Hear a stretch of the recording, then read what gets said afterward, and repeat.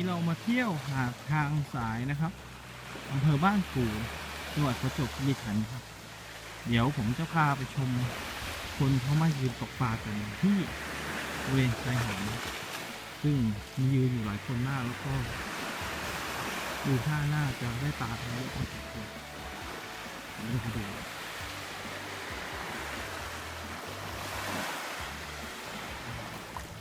เดินใกล้ถึงแล้วครับเราไปดูเขาตกปลาอะไรกันเนี่ยโอ้ยมีปลาได้ปลาด้วย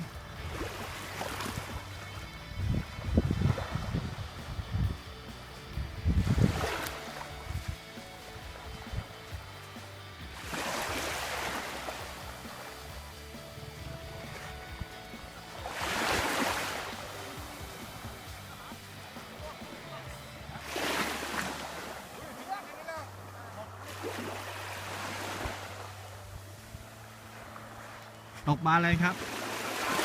ฮะปลาทรายได้เยอะไหมครับวันนี้ได้สัก5-6 ตัวเลยครับ 6 ตัวแล้วนี่กำลังเตรียมเหยื่อนะ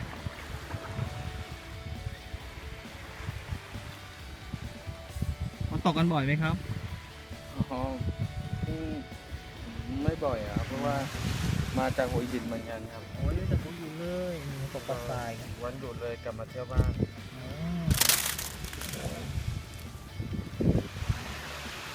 เดี๋ยวเรามาดูพี่ ปลาที่นี่เยอะไหมครับเยอะถือว่าเยอะเลยครับเพราะว่าเขาเป็นหาดสมบูรณ์นะครับ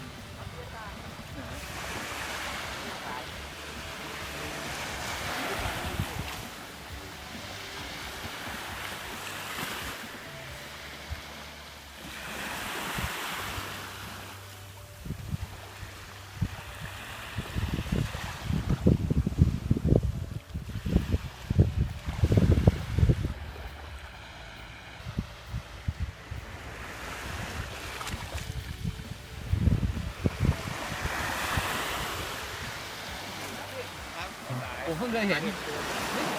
คือปลาริมชายหาดมันก็มีใช่ไหมครับเป็นลักษณะอย่างเงี้ยนะ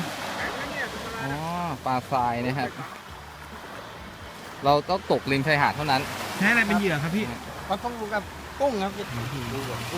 ไปเห็นกุ้ง กุ้งฝอยกุ้งฝอยเหรอครับ ได้กี่ตัวเมื่อคืน กุ้งฝอยขออนุญาตนะครับ ใช่ไหม อันนี้เป็นเหยื่อครับเหยื่อ